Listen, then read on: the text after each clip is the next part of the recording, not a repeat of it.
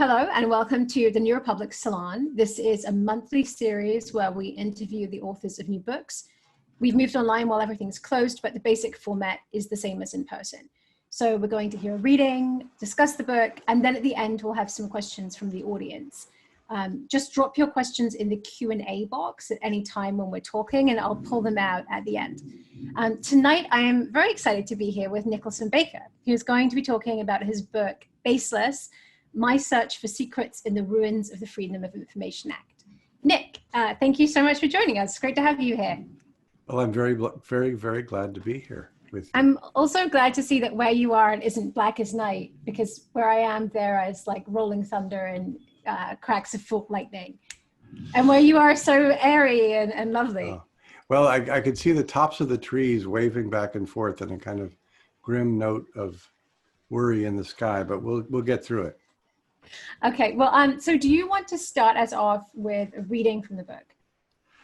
Right away. All right. Well, I mean, feel free to broadly introduce the book too if you want. Sure. Well, the book is sort of my effort to join or hybridize or genetically recombine two timelines: my own daily life of a guy who is trying to write a history of something that is from a long time ago and was world historical and important. And the question that I wanted to ask in order to illustrate whether government secrecy was too pervasive or not was, did the Americans use germ weapons in the Korean War? It's sort of a case study, you know.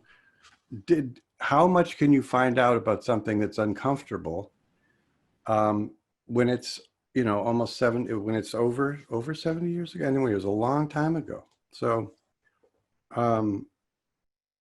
there was an important moment and I want to read from that maybe, is the Korean War was a horror show. There was tremendous amount of indiscriminate, well, there was a lot of death. It was a terrible war. It was an attempt really to burn an entire country on the part of the United States. But there was a particularly important moment just after the American forces were defeated in the North by the Chinese counterattack late in 1950. Something happened, and some people from the British Middlesex Regiment, who were part of this effort to help the police action that Harry Truman had started in Korea, intervening in a civil war, this man noticed a strange thing. A town that was there as they were retreating down south, avoiding the counterattacking Chinese, there were these men sort of strangely dressed. I think they were wearing white, and they holding these boxes filled with feathers, and they were tossing feathers around. He couldn't understand it.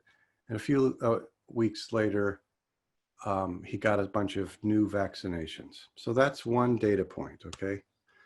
The second data point is that a new disease appeared in Korea along what is now the DMZ in isolated foci in early 1951. So those are the two data points. Feathers being flung around mysteriously during a retreat, and a new disease appears in Korea. So that's the fever, never before seen in Korea, began killing American servicemen. It appeared in isolated spots or foci strung like beads across the narrow midsection of the country. It wasn't hemorrhagic smallpox, which is a bacterial infection. It was hemorrhagic fever. This is, by the way, this is dark, and I want you to know that there's some nice lighter moments in this book, but it's a very germy book.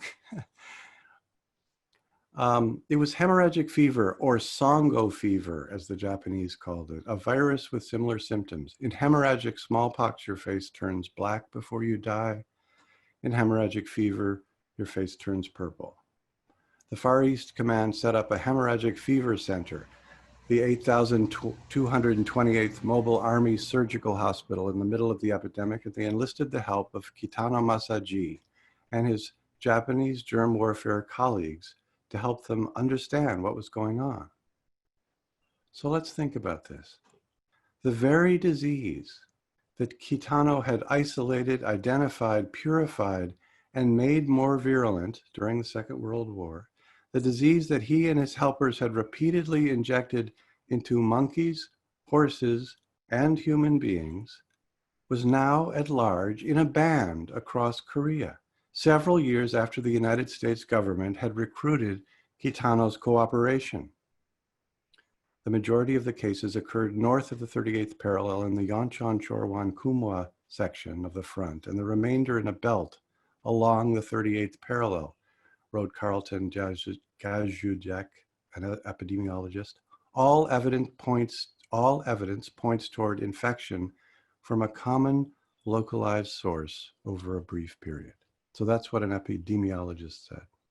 The new disease, although known to American Army doctors for months, didn't find its way into newspapers until November 1951.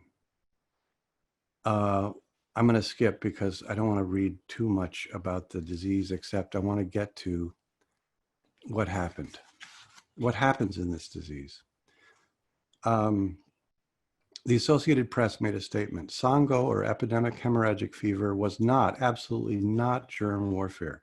There was no suggestion, they said, in any of the dispatches that the disease among Allied troops might involve bacteriological warfare in any way. Apparently, it was contracted from sick prisoners or refugees. A British doctor, Dr. Andrew, published an account of 40 hemorrhagic fever patients he cared for in the British Commonwealth General Hospital in Kure, Japan, because the Americans and the British had hospitals in Japan because the Americans were in charge of Japan at that point. Most patients recalled the field mouse or vole, he wrote, that was somehow associated with the disease, although the etiology was obscure. Some voles were tame enough to take food from the men's mouths, Dr. Andrews reported. One patient found one in his bedding a month before his disease began. He developed severe hemorrhages during the course of his illness and died. Andrews tells the man's story. Soon after he left Korea for Japan, he became feverish, with increasing mental confusion. He developed a gross hemorrhage in the infundibular stalk of his brain. He began vomiting blood. His cause of death, epidemic hemorrhagic fever with widespread hemorrhages and terminal inhalation of vomit. In December 2008, I interviewed a former Marine, Tom Kennedy, at his apartment in Manhattan. Kennedy, who won a Purple Heart after removing wounded men under mortar fire in 1953, came down with a bad fever soon after the fighting stopped in Korea and couldn't move from his sleeping bag. He thought he had malaria, which was fairly common among soldiers. A helicopter came out to our little outpost, he told me, and they put me on a stretcher and flew me over hills that I'd been walking on for so many months. The helicopter landed in a special MASH unit where there were 3 Quonset huts. The first Quonset hut, you're probably going to die, he said. The second Quonset hut, you had a 50-50 chance. The third Quonset hut, you're probably going to walk away. The doctors put Kennedy in the first Quonset hut, and he spent some days there, burning up. They looked at me like they were looking at a corpse, he said. There was no cure, but they gave us a lot of water. It was an awful place because people were screaming and dying. Then they moved him to the second Quonset hut, and finally to the third. He was told that he had a new disease, hemorrhagic fever, that was carried by a tick on a rat. He was discharged with no mention on his record of his month-long convalescence. Because the United States forces couldn't prevail on the battlefield, Kennedy believed, they sought help from Japanese germ scientists and tried to kill a lot of enemy soldiers with disease. There was no history of hemorrhagic fever in Korea until its use as a germ weapon, he wrote in an autobiographical note in 2015. I was one of those American service members exposed to this secret crime against humanity. There's another soldier, a guy who played the trombone named Jack Elbun. He also fell ill. He was helicoptered out and told that he had this new disease. He spent weeks in the hospital. Every night his fever spiked, his weight dropped from 160 to 125. He lived on half a piece of toast, a cup of tea, and a cup of pear juice. It seemed as though someone from that ward would die every night, he said. I spent long days living my life from early childhood, from life during the Depression to being a teenager during World War II. I even replayed football and basketball games in my mind. Finally, his fever broke. You are one of the lucky ones, said a nurse. You are going to live. That's Korean hemorrhagic fever that had never before been in Korea and that was worked on by the Japanese germ warfare scientists and then just mysteriously appeared on the 38th parallel. So as you said, it's incredibly painful and frightening to read about. We heard about the feathers and the official denial, but what evidence is there? I'm trying to set this in a broader context. What evidence is there that this was part of a germ warfare program? Well, I think you have to start with, if a country goes to the UN, as the North Koreans did, and says, a very bad thing happened when the Americans retreated in November, they left behind diseases. And then you have another piece of information, which was that people were getting sick from a brand new disease. You have to think that something odd is going on. You don't have the full information, right? But then you add to that, the evidence that you add to that is the fact that the United States had secretly secured the cooperation of all the important germ warfare scientists that had been in the Japanese army experimenting on Chinese prisoners. So you know that the most experienced people on the planet at making other people sick with exotic diseases and familiar diseases were now working for the American government. And then you have a third piece of information, which is that the specific disease that the number 2 man in this organization in the Japanese army, Kitano Masaji, was Sango fever. So he had discovered this disease. He was very excited about it. He wrote a scientific paper about it, which is available. He talked about the fact that he had injected apes with it, and the apes he was referring to were in fact humans. And so he was an expert in this disease. And then miraculously, and this is, I think, the final piece of evidence, this disease began making people sick, Americans and also South Koreans and North Koreans in the Korean War. So it's almost, it's a lot of evidence actually, even though it was completely denied by the Americans. In fact, it wasn't just denied, it was ridiculed. It was treated with derision by the press and the government. And so that's one episode of many in the book. I want to get a sense of broadly what kind of program that fits into and what kind of scope of biological warfare program are you talking about in the book? Well, it's a program that I didn't know anything about, and I didn't even know that I would be interested in it. I'm a guy who was in the middle, when I got interested in all this, in writing about the fact that libraries were throwing away beautiful old newspapers and microfilming them. And it just happened that on the book rack, the new book rack in the University of New Hampshire Library, was a book by 2 guys from Canada, Stephen Endicott and Edward Hagerman. And there was a book about this biological warfare program. And what they had done is, because there'd been suddenly a whole lot, thousands and thousands of pages of documents opened, they went through them and they carefully, painstakingly constructed the institutional history of the early American germ warfare program. And it was very extensive because it was built on fear. The fear was that the communist armies, in Russia and China were enormous, and they were going to overwhelm the Western European armies and the American armies. And if you want to win a war, which they were, and they assumed that a war was going to come in a matter of 2 or 3 years, you had to have a new special set of weapons built on American industrial and scientific might, smart weapons. And at the top of the list, just at the very same level as atomic weapons, they moved biological weapons up to priority 1A. So they said, we are going to now get a whole suite of biological weapons that will help us win this war. We will drop our atomic bombs, and then afterwards, we will make everyone who survived the atomic bombs very sick. If they're down in the subway stations hiding, we will find ways to make them sick down there. So that was the plan. And they had all kinds of special programs in universities and in their main place of work in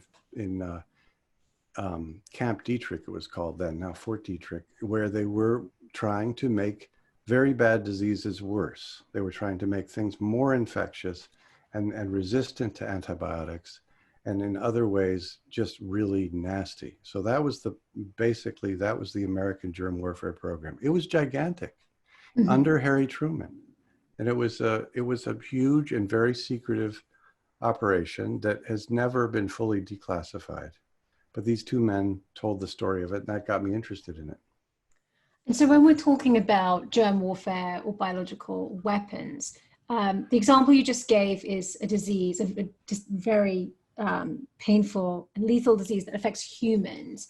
But the scope of it is this US government program includes attacks on humans, livestock, and crops. Is that right?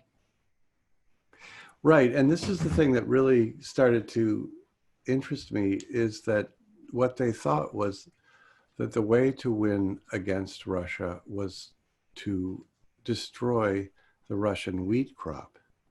And they hired all these experts in a certain fungal disease of wheat. Most of them were from the University of Minnesota, and one was a famous wheat crop expert, and they mixed these little tiny spores that they gathered off of sick wheat plants in fields and mixed them with feathers. And so they came up with a feather bomb that would look like a leaflet bomb, but it would be filled with feathers. You know, it's funny, when I describe this stuff, it just seems so surreal and strange. And even though I've sat in the National Archives and looked through all the pictures of the feather bomb and all that, there's a huge report about how the feather bomb works, and with all the color pictures of feathers with spores, feathers without spores, just to show you that nobody's really going to see those little spores. It's just going to look like a feather. It's going to be totally covert, totally secret. I still find it hard to believe. But anyway, the feathers fall. These little tiny things that are very small, uredospores they're called, infect the wheat crop. The wheat crop develops this stem rust and dies. And that was the idea.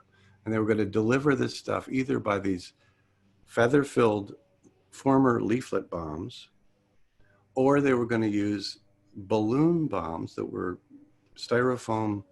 big styrofoam gondolas that were at high level, and they would suddenly pop open and drop spores. And they were going to just, basically one guy who was interviewed said, the point is, if the army is starving, it can't fight. So that was the way they were going to win the war, was a war of attrition, a war of starvation. Mm-hmm. And so that seems one reason that they were attracted to these unconventional weapons, as you call them. I'd love to know more about that, because this is a period when conventional weapons are becoming incredibly sophisticated and much deadlier too. And I think that it's fair to say that the conversation about weapons in the last half century has really focused more on the enormous threat from nuclear weapons, which everyone knows about. Mm-hmm. What drew the US government to explore biological warfare? I mean, what was the attraction of that uniquely to them at the time? Well, the main attraction was that they had just inherited the stewardship of Germany and Japan. And Germany and Japan were both really completely destroyed by firebombing and conventional high explosive bombing. So they were looking at what happens when you wage war against an enemy and you blow everything up from the air. So the idea was to come up with a way that would sicken people, demoralize them, allow the conquering country to impose its will, but not destroy a lot of buildings and bridges and leave a huge kind of destroyed, burned country to take care of. So, and they were thinking about it because they were taking care of Japan and Germany. So that was the idea: is how do you take control without killing, and kill some people and sicken others, but without, destroying all the nice buildings. So it's this kind of typical calculation of preserving property, but not human life. Well, I mean, it is. Usually you can't do in war. And there was one moment that really startled me, where the man gave a lecture, one of the Air Force's experts in various biological weapons. He gave a lecture and he talked about all the different important ways that this would help the American war effort. And you have to realize that they really thought a total war with Russia was going to come in a matter of years. The point was that certain germs were just a lot cheaper. And he actually gave a price per pound of a whole list of diseases, including this wheat rust disease with a certain price per pound. It was pretty cheap because when you drop it, it also infects the wheat, so it propagates. Whereas some other diseases were very expensive because they had to be purified and dealt with as highly infectious. So it was actually a calculus it was a way of saving money. And that's one of the things I think was so appealing to Harry Truman about it, because he was a guy who just loved the idea of thrift. And, he trained as a haberdasher and he liked to save money. And he thought, well, we'll have this lean but very intelligent military, and it will do things that nobody's ever done before. And since he was the first person to authorize the nuclear bomb, he had his regrets about that. And part of it was the guilt over the bomb. Maybe he thought, well, if we infect them with brucellosis, which was one of their earliest things, it's more attractive because it kills less than 5% of the people it infects. So it's not a universally lethal sickness. It's just a somewhat lethal sickness. So the brucellosis bomb, they worked on for a while until the Korean War really got bad. And then the Air Force generals said, we need a, quote, killer weapon. And then they started going back and looking at plague and anthrax and the other more deadly things. And listen, it's true. This all happened. But why would I, who can write, I love the planet. I want to write about nice things. Why would I write about that? It's partly that I'm interested in, the mystery of what happened, but also in the fact that human life has these sudden moments of aberration called wars, where everybody just becomes nuts and starts trying to develop the most advanced ways of killing each other. And yet most of us, what we do is we get up in the morning, make coffee, we like to drive around in cars. We're trying to be nice to each other. So how do these two things fit? So I tried to use my own life as a case study, as a kind of put myself in a petri dish. What do you, Nick Baker, think about? If you decide you're going to think about all these horrible germ diseases that you don't know much about, how can you import that into your daily life of taking care of dachshunds and I'm trying to be a good husband and talk to my wife and do the normal things that I do. So it's that mixture that really appeals to me about the project of trying to write this book. Well, a lot of this book is about the frustrations of trying to find out what happened. Right. So let's talk about that a bit. Um, you talked about the book. There have been written about this, but also a lot of what the book is about is following up on documents, trying to get memos, trying to get primary sources from within the US government of how this was being planned, who's talking to who, and kind of what the main goals were. Right. So why don't you tell us about some of the problems with that? Well, the problems are that the natural instinct of an agency is not to give up its secrets. And you can understand that for a while, 5, 10 years or something. But in the case of the Air Force and even more so the CIA, they want to guard their secrets forever. They want to have perma-secrets. They do not want to give up anything. So everything, getting anything out that they want to hold back. Now they don't want to hold everything back because they want to, you know, have some sense of the good things and, you know, they want to give people something. So they have this sort of tension and they release documents, but they don't tell what the size of the total set of documents this release subset is.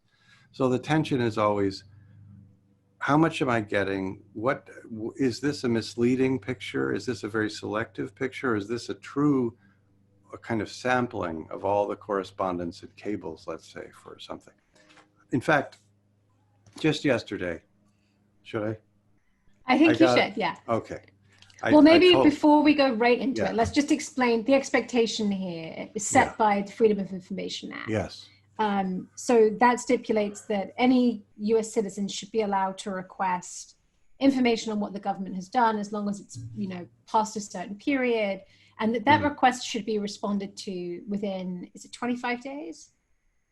Well, it's theoretically 20 days, but it doesn't matter 20 because days. it's never respected. So you've put in how many requests like this would you estimate? I guess it would be maybe not that many compared to the people who are real FOIA requesters, Michael Revnitsky, or people like Nate Jones, who works now for the Washington Post. These are people who have made thousands of requests. I made my first request, and it was about a guy who worked at the Library of Congress, and I sent it in, and I think it was about 1999. A month later, a package came from the CIA, and it was fascinating. And it said, here's this stuff, and yes, this man worked on certain CIA-funded projects at the library, and there were some whiteouts, but it was all a success. So I thought the FOIA, Freedom of Information Act, worked. But later, when actually my son helped me, I said I need to make a whole bunch of requests of the Air Force for documents that are held at the National Archives, but are controlled by the Air Force. So he went through a bunch of my photocopies of these forms that are yellow cardstock that say access restricted. And they give you the name of the person who sent the document sometimes and received the document. Maybe you get the subject line and you get a bunch of codes and some subject codes. So he and I together came up with this letter that we sent off to the National Archives saying we'd like these 21 documents. And it could have been 200 documents. It just had to be. And it just happened to be these ones. So that was in 2012. And then a couple years went by, and I would write these letters to the National Archives saying, how's it going? And, you know, any progress? No progress. We're waiting to hear from the agencies who are connected to these documents. And there was not just the Air Force, it's also probably the CIA, because the CIA and the Air Force cooperated very closely. So more years went by. I wrote some books, you know, presidents came and went. It started to seem really bizarre that, you know, it was 6 years I'd been waiting for something. And really the language of the Freedom of Information Act is pretty explicit. Things should happen quickly. This is the whole triumph of this law that was fought for by Congressman Moss beginning in 1955. It took him 10 years to get this law passed. Lyndon Johnson signed it reluctantly into law in 1965. It had some enormously productive years where things were liberated, and then it started to break and disintegrate and lose its and fizzle out and stop working. So I'm at the tail end here saying, here's this beautiful law and you are not obeying it. And so then another year would go by. So 2012, I have not gotten a single response to those 21, those documents. It's not like I'm saying, give me some documents that you may have. I'm telling them exactly which memo, what file folder it is in, that it is under, its subject matter is 471.6 biological weapons. This document, I know who wrote it. I know everything about it. In fact, I know the place in the National Archives that is a matter of several hundred yards away from the big reading area where it is held. I know everything about it, except that I can never go into that facility because it's secret. It's kept from me. So I'm trying to write a history of this period, but this document now for, 8 years is not available. And there are hundreds and hundreds of documents like this. In fact, thousands. And they're always the ones that you really want to see, because why else would they hold them back? It's a lot of work to keep things secret. Right. So and I feel like I should point out that you did get a lot of primary source material, not least because you took on the boxes of previous researchers. Is that right? So you had access to all of this and you found other ways of getting things, including some memos that were actually printed out in books and then happened to be classified again when you go to request them, which is really nuts. And so what you have here, this is some form of response that arrived in the mail yesterday. Right. So what I have is this is a typical CIA request experience. And I don't know which one it is because I've sent a lot of requests to the CIA. When I was writing the book, part of what I would do is every so often send off a request. So somewhere a year later or so, I've gotten this envelope. And this is what I kind of at this point love about the CIA's work is that this huge piece of tape, this incredible piece of tape. Look at that tape. It's the reinforced tape that you would use if you were sending a giant package, filled with bulky objects. They always seal their little tiny letter responses with it. So I'm gonna open it up. I have no idea what it's about. I don't know. There may be something very, very important and secret inside. So it may be momentous, that's why they need the tape. But I want to tell you that I have never yet gotten a thing back from the CIA that was momentous, that was an actual response. So this is a response dated 14th of July, and it says, "Dear Mr. Baker, reference F 2017." So it was a request that I made 3 years ago. "We received your appeal." Okay, this is actually an important one. I appealed something where they said, no, we can't give you this certain document. I said, there's a whole process that you go through. You say, I really need this document. It's terribly important. And they say no.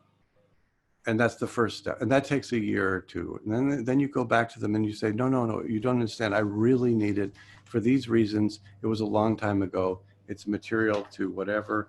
And you make the best arguments you possibly can. I thought my arguments were pretty good. But they say, we have received your appeal regarding the response of the Freedom of the Information and Privacy Coordinator to your request.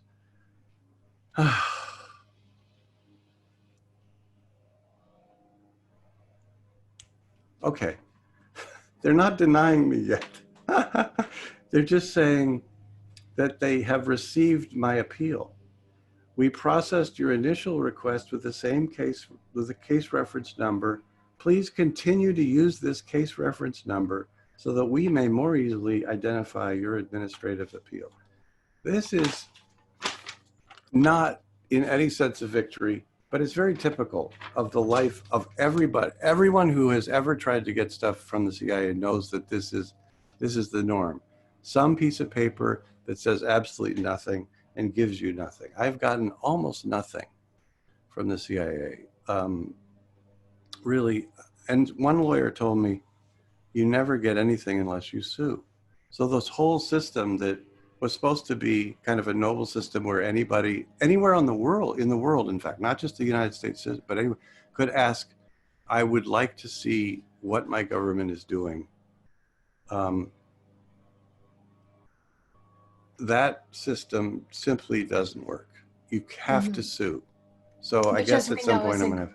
a very expensive litigation. Right. I mean, unless you can find a lawyer who is willing to take on your case pro bono and you know, do that, you have to come up with the money.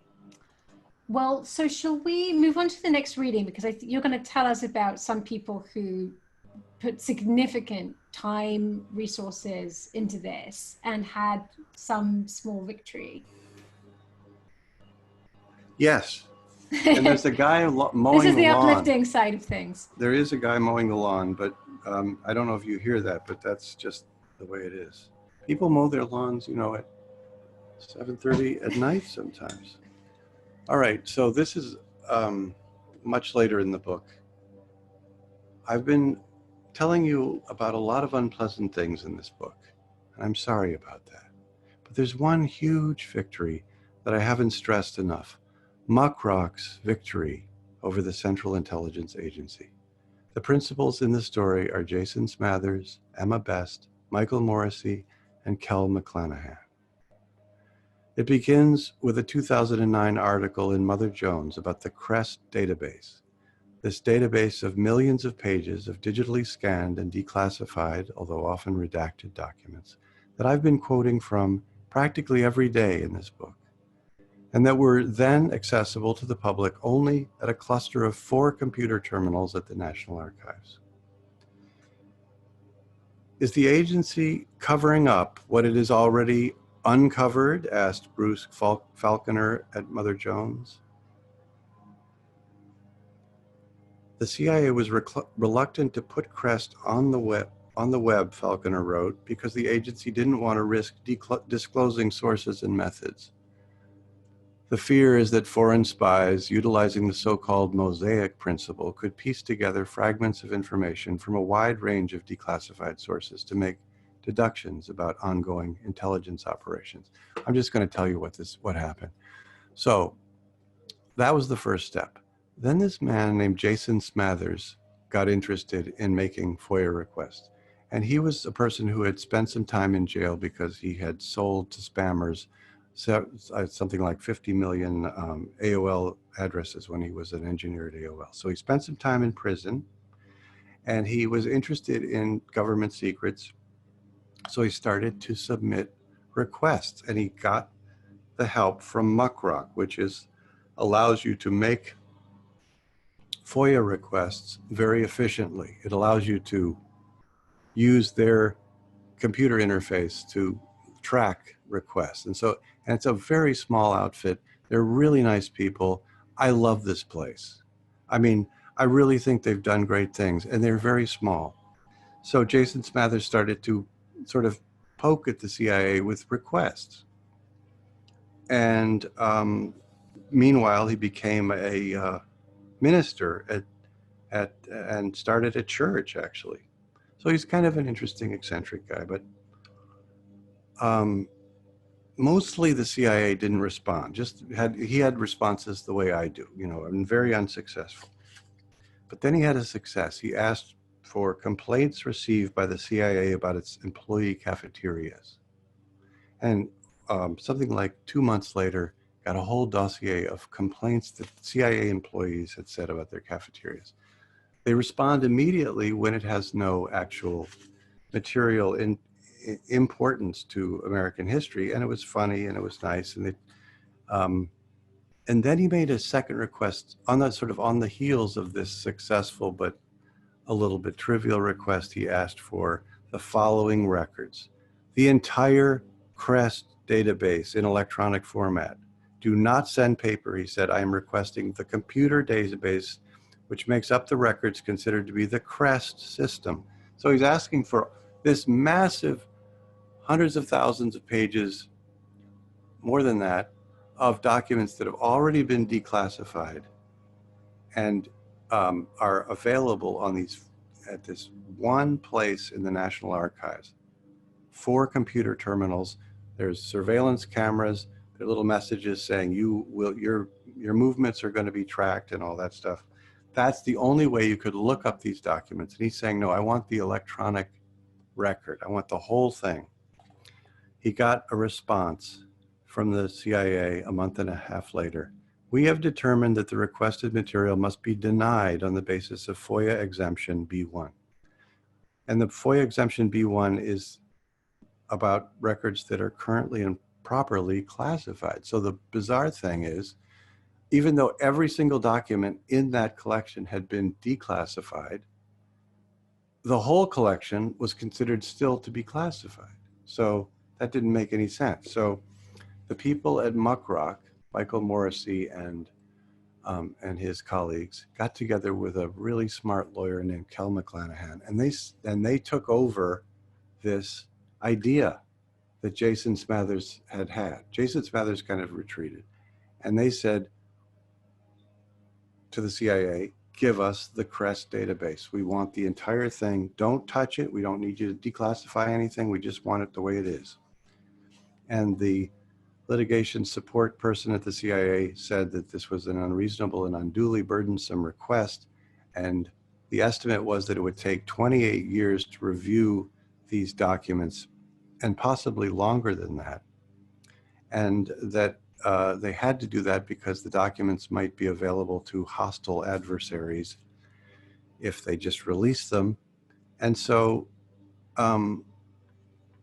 this got out in the press, and there was a certain amount of ridicule, because why would it take 28 years to declassify documents when the entire CREST database was assembled in a shorter time than that, right? So then they looked at it, they thought about it, and they said, no, it's only going to take 6 years. And but it is going to cost Muckrock $108,000 to do that release. And so the Kel McClanahan wrote a response, and time went by, you know, the kind of year of time that takes to have a court case. And this other guy started to photocopy, this person, Emma Best, started copying records. The important thing is that this moment, how's the audio? It's great. I think you're totally back online. Okay. Is it made possible the ability to look at all of the declassified records from all these years of struggle.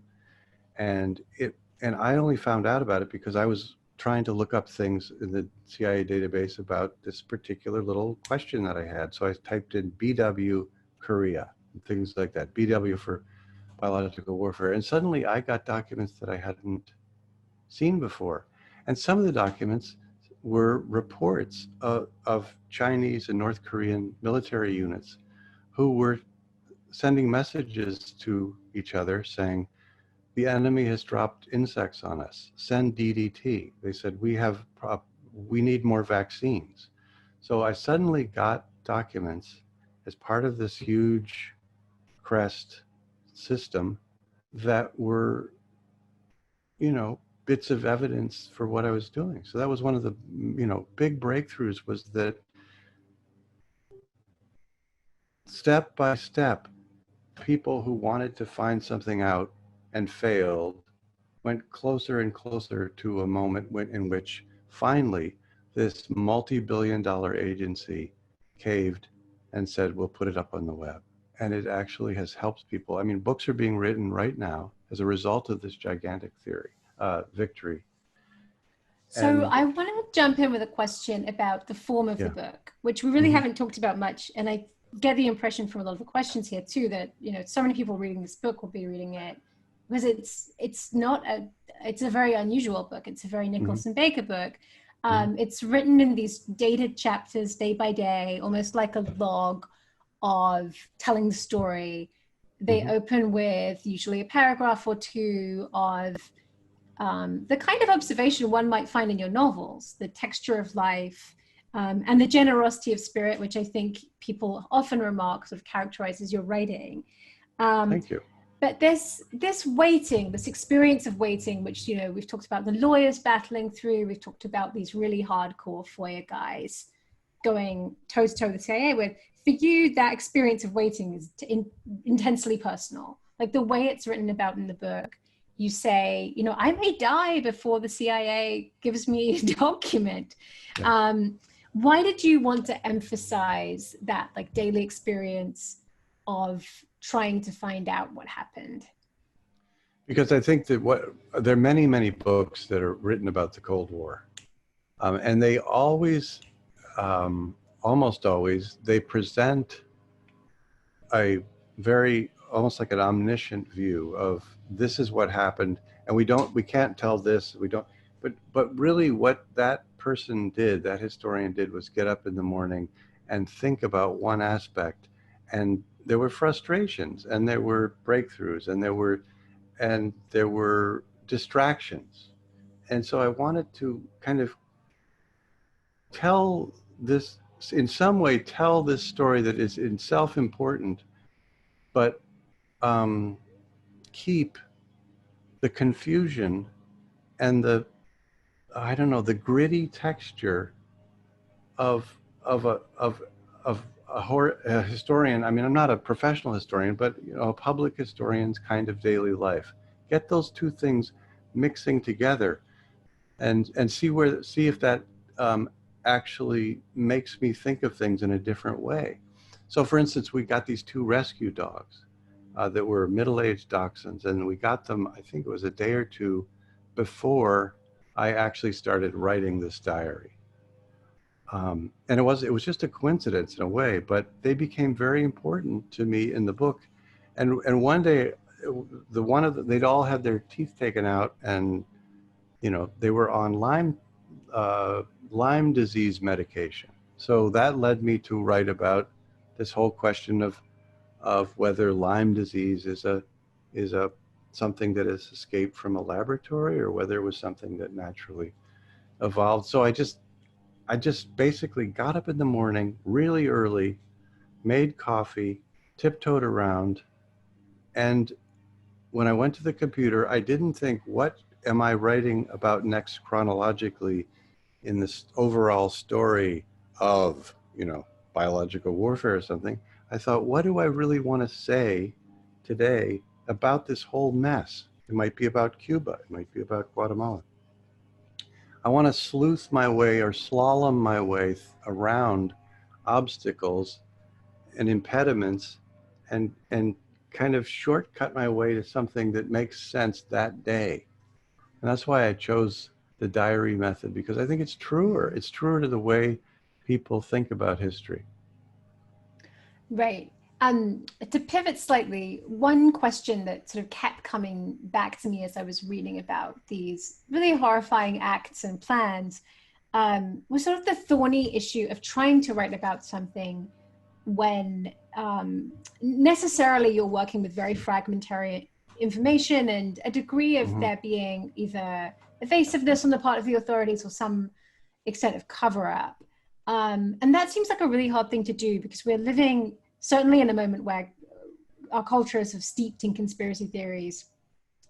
And at the same time, journalists and historians have brought to light acts that if they had not been exposed and brought before the public with real evidence, it would be so easy to dismiss as conspiracy theories. Right. Like we know that people make up fanciful ideas about what may have happened, but we also know that really fanciful, exaggerated, and awful things happen and are covered up. So how do you write about that? Well, it's difficult. One thing I try to do is not use the phrase conspiracy theories, even though, you know, my God, we know that there are a lot of wacky things that are being said on YouTube, for instance, and the world is not flat, and people did actually go to the moon, and they're not a race of lizard creatures living under the Antarctic. You know, there are a lot of really nutty things that people are saying very seriously, and it's disturbing that those things gain currency. There are also things that serious people spend years of life studying and thinking about that sound strange, but are maybe not strange. I mean, the classic case is the two things that sort of are magnets for people are the Pearl Harbor question and the Kennedy assassination question. And there've been a lot of, you know, interesting kind of disagreements about those. So I don't think of those as conspiracy theories. And I don't just use, because the phrase is so often abused. It's so often used to it just means, it's sort of like kryptonite. As soon as you say, oh, well, you're going to use that conspiracy theory, you know, if you're going to talk that, we know it is so insulting. It's so awful to be told that what you're saying is a conspiracy theory, that it actually stops people cold. Well, I guess that brings us to the very title of this book, which comes from the project name for the program, which was Project Baseless, and seems to play to this idea that you could, the nice thing for the government about this form of warfare was it's so easy to deny, and it's so easy to shrug off and say, well, these charges are completely baseless. It's very entwined with that mode of dismissing things as a conspiracy theory. Well, I'm realizing that we only have 5 more minutes, and there are so many really great questions from the audience. I feel terrible for taking up more time. So I'm going to ask one last question and then try to go to the audience really quickly. Some people might read this book, and what they might take away from it is this is a book that is accusing the US government of terrible acts, and this is an attack on America. And the way you frame the book is that this is an expression of faith in the United States. You have this great line, I want to believe in this American government. I want it to work. So I guess just before we go to the questions, I'd just love to hear you talk a little bit about how the book can be read as an act of hope. Well, for one thing, there are lots of books of history that have been written by people who, though it took them 20 years, but they did tease it together and they pulled it, and the parts that were lacking, they filled in other ways. I found that I often could tell a story about some secret program and learn things about the program by reading the local press, by reading the newspaper of Fort Detrick, for instance, the town of Frederick, Maryland. But also, it's just really more that the United States is not about these programs. These programs, I think, are things that a very tiny stratum of society located in Washington, who are full of paranoias and fears about other countries, cook up. And most of us are just not on that plane. Most of what is good about America, which involves things like short stories in the New Yorker and music and sitcoms and incredible car designs and, you know, better ways of making hockey pucks and just innumerable small and large triumphs of manufacturing and of advertising. I mean, print advertising, beautiful kind of sketchy drawings, you know. There's a lot about America that is tremendous, and almost none of it has to do with its atomic arsenal and its all the bad things that it does. So I think we have to look at all this horrible stuff, take it in, and be made humble by it, and say, we really, these parts of our character as a country are not the good parts.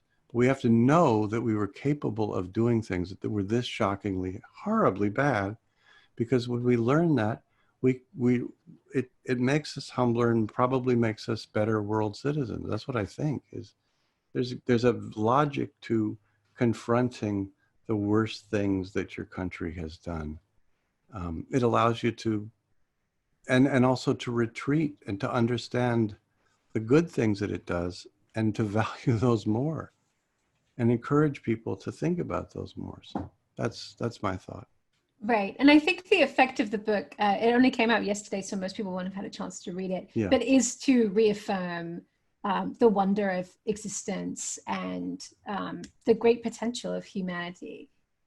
Well, thank you. That was another thing that I kept thinking, is because we're in a really horrible time. We've got a very, very awful presidential administration, awful things. But if you look at what the world was doing during the Harry Truman administration, and he's got a much higher reputation than Trump, but so many people died. There was such a level of mayhem and destruction and intervention in other countries that in fact, it kind of it's a demonstration of the fact that things have gotten somewhat better. Now I say that even though we're in the midst of a horrendous epidemic, so that kind of changes things.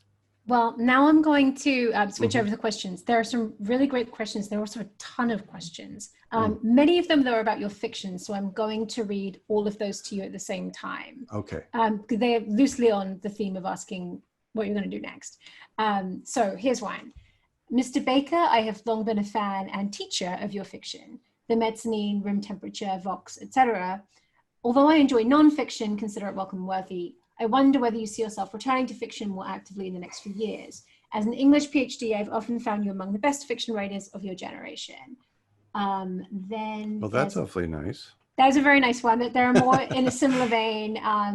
This question is from Lee Rossi. I'm a huge admirer of your erotica and other fiction. How do you determine what comes next? Fiction of the juicier sort or non-fiction with important moral and social implications, which I think is a really great tension to bring out. And then I believe someone said, Mr. Baker, will you write fiction again? So those are three linked questions. Well, I want to write fiction again, and fiction is novels are very wonderfully stretchy, and you can do all sorts of things that you can't do with nonfiction. Sometimes I think it's best to alternate, and because fiction also, because it's so squishy and stretchy, and you can just go anywhere, is sometimes frightening. And I have written a lot of autobiographical novels, and and as far as the erotic novels, well, I'm 63 now. I mean, maybe I did that. I don't know. I'm proud of those, and I don't know if it's the same. I mean, is it the same? I certainly, sex is a great thing, and I might do that, but I might have to do it under a pseudonym or something. Do something tricky. But I do want to go back to writing fiction. But the thing is, sometimes you can't help it. There's a moment. I worked on this book for 10 years. I have put everything I have, every element, every last pipette and crucible and whatever of myself in this book by doing all this research. And it took me a long time. And meanwhile, I wrote other books, So this is sort of an umbrella project. The relief of getting this book into something that looks like a rectangular object with pages is so enormous that I feel I could do anything now. I mean, it was so hard to get all these names, and they're colonels and majors and all different divisions. It's just so confusing. But it's also, I think, my job to look at this stuff and try to talk about it in some coherent way. Try to do something new with it using this diary form instead of ignoring it. Because for a long time with the Mezzanine, Room Temperature, Vox, into the Fermata, I said, I do not want sad things in my books. I do not believe in sad things. But life is filled with sad things, and there have been terrible things that have happened. So I wrote a book about the Second World War, Human Smoke, which is probably the worst in history. And I've written this one, which is about all kinds of weird scientific programs that should never have happened, because we have to think about those things as well. And then if you think about them coherently and you come to an understanding with them, maybe you could put that medicine ball of guilt and unhappiness to one side and pick up a short story by Alice Munro again. Well, that brings us to another question here. This is from Philip Turner. He said, can Nick compare the writing of Human Smoke with the writing of this book? That book had many documents, but from abroad more than the US. Mm-hmm. Well, in fact, the two are in some ways similar, because I like to quote a lot. I like to listen to what the people actually said in their diaries or in their memoirs, oral histories, or what the newspaper said. So in that way, they're similar, but actually there's because the forms are so different, the experience of reading them is the Human Smoke begins with a certain date, and it moves forward incrementally. And there's a date given with almost every on every page with every entry. Whereas Baseless there's still dates, but they're my dates. It's my life. And so it's the two books are sort of topologically inside out. One is a world on a timeline then, and the other is a world that's been turned in on itself and is part of my consciousness. Because I didn't want to do Human Smoke again with this. For one thing, there are too many people and there's too much. I couldn't do it. I tried to do it several times. I have thousands of pages of drafts that are in chronological order, but it wasn't fair to the material. You know, the material is for one thing, the covert action people are so interestingly consistent in their behavior that they often, when someone does something in Albania, they then remember what they've done and they do it in Guatemala. Or so that because there's this kind of consistency and conspiratorial texture to covert action, secret things, it lends itself to a kind of chutes and ladders treatment of narrative, where you go from here right down to there and then back over here. And it's just a whole different approach. I have a couple questions here, which I wish I had actually asked myself. I had notes down to ask these. So someone says, could you say a few words about COVID-19 in relation to the book? Mm-hmm. And another question on a similar vein is, given what's happened in the last 6 months, how has the life of the book or your relationship with it changed? Mm-hmm. Are there things about leadership, secrecy, discourse, and trust in government that would have digressed to you? I think that means that you would have gone into if you were still working on Baseless now. Well, I do believe that if you're writing about a time then, of course I would have written about COVID because it's a diary. One thing, when I was reading the book aloud as an audiobook, it was a very odd experience because there were little moments where someone was wearing masks. There were a lot of laboratory accidents. The history of germ warfare development in the United States is the history of American scientists getting sick. And there's a classic one, which this one fairly prestigious American doctor named Armstrong worked at the National Institute of Health, got interested in Q fever. There was an effort to make it into a biological weapon. And he investigated and got sick, very sick, and other people died. And then he decided, well, maybe we're not ready to study that. So he studied other very risky diseases. Then he went back and studied it again. And that time, 24 of his colleagues got sick. Now, he didn't get sick because he'd already gotten sick, but one person died. So they built a fancy new state-of-the-art building that would be so good at containing these incredibly risky diseases that nobody would get sick. And they started to look at Q fever again. And immediately people started to get sick. So the history of epidemics, the history of strange things happening in laboratories is all the way through this book. And it raises, I think, a terribly important question about whether we are allowed to know what's going on in the American government and its research into these very risky diseases, and in the Chinese government. This is all built around secrecy. We don't know enough about it. So the idea of forcing more transparency and openness and saying to every one of these high secure laboratories that studies these unbelievably risky things, open your freezers, let's see your notebooks. We want to know what happened. Why did the world get sick from these diseases that had not existed before? We need to know that. That's science. We need to let science work. So that's certainly my book has that implication, is that secrecy is killing us. I'm just checking that I'm not muted so that I can ask you the next question. So this is a question, I'm going to shorten this one a little bit, but the questioner says, do you think there is a hard truth that you'll be able to arrive at? Another way to say this would be, do you think you could ever get the documents that would satisfy you and would tell the story completely?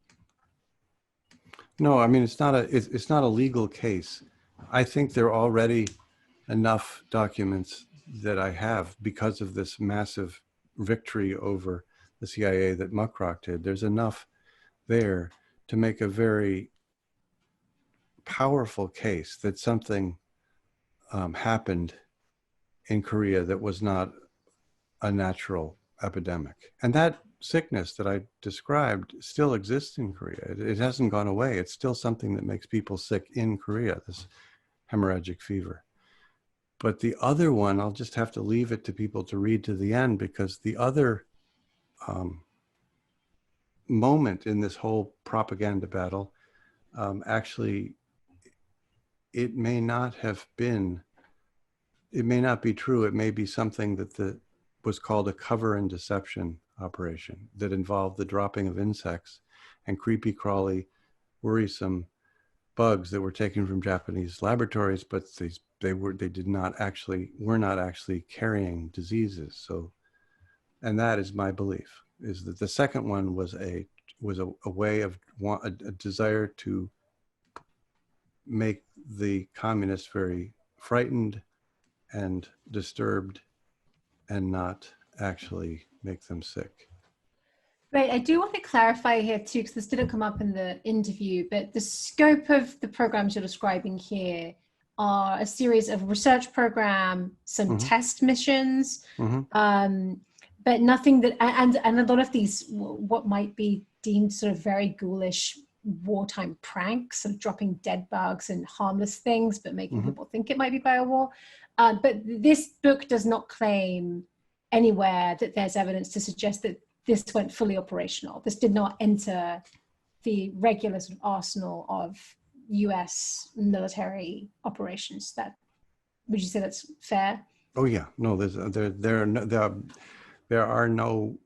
were no massive biological attacks. This is all potential. This is people in the Pentagon talking about how best to kill other people.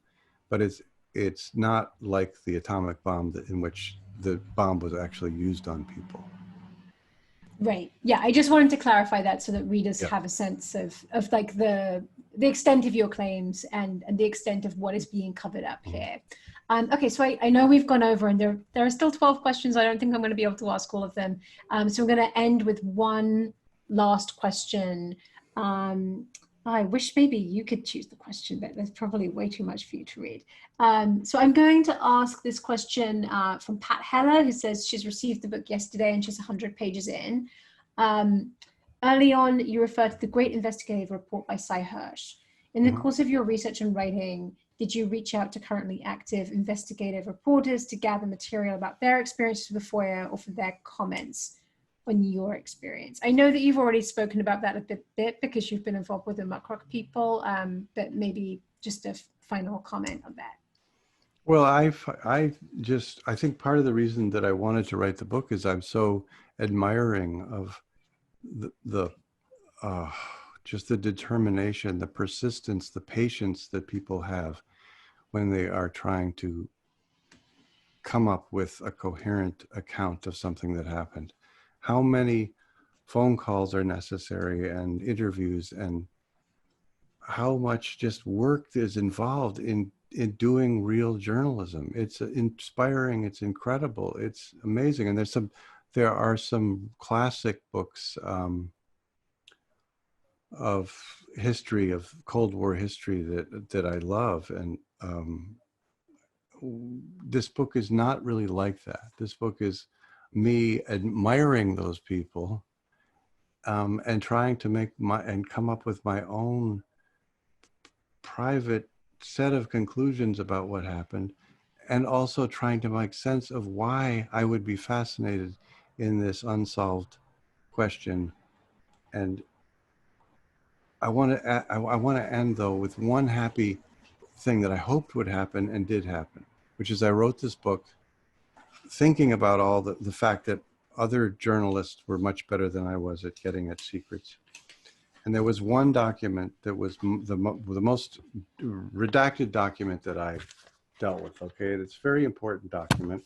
And it was not even impossible to know what they're saying in this thing because there's so many redactions, right? And it's a cover and deception plan in 1949 that was going to do something. And I came up with, in this book, I came up with a set of guesses about what that document was like. And so the book was just about to go to press when mysteriously in the mail, miraculously, the unredacted, completely unredacted, not a single blacked out document arrived. The same document, but with nothing blacked out. So now I know that what this plan was, and it was terribly important. And so the writing the whole book, even though some of the conclusions will never be known, the writing of the book dislodged one tiny Pentagon document out of all of them completely. It's completely dislodged, and it's important. And the document says that the deception plan would be that the United States will tell the Soviet Union that they have developed methods of producing mass cultures of the blank bacillus of high virulence, methods of stabilizing the organism for distribution, and methods for procuring solid immunity in humans against the organism. So they were going to spread this rumor that the Americans were taking up this, probably with anthrax. And they had also developed a vaccine, and they had gotten it to be very virulent, very contagious. And they were going to scare the Soviet Union. And that was going to be a good project to do, they thought, because it would distract the Soviet Union from other scientific endeavors and it would waste Soviet activity. So what they did, in fact, was start a biological arms race in order to distract the Soviet Union. So that's the one document. This is one tiny victory that happened as a result of writing this book. And so I'm proud of that little moment of disclosure, shall we say. I'm so glad that you were able to bring that and to show it to us. I'm not sure we would have actually been able to see that in real life very well. I can't believe that we've only covered such a tiny fraction of things I wanted to talk to you about, but it's nearly 8:20, so I have to stop. Thank you so much for coming and talking to us about the book. Baseless came out yesterday. As you can probably tell if you've been listening to this conversation, we've really only scratched the surface of all of the stories and rabbit holes that Nick has been going down for nearly a decade. Please stay tuned for more of these events. We are going to be back later this month. My colleague Chris Lehman is going to be talking to Rick Perlstein about Reaganland. So make sure that you tune in for that. And again, thank you so much, Nick. It's such a pleasure to talk to you. Well, thank you, Laura. And I want to thank all the people who came and to listen to this. It's very exciting to know that there are people who want to follow along with me in my little wanderings. Thank you. I know. And if you were one of the people who asked one of these excellent questions I didn't get to ask Nick, I know that he'll be doing other stuff around his book, so you may get a chance to bring them up then. Yeah, all the questions were so good. It's really exciting to see people reading the book and getting interested in it so closely. Thanks. All right. Good night. Bye all. Thank you.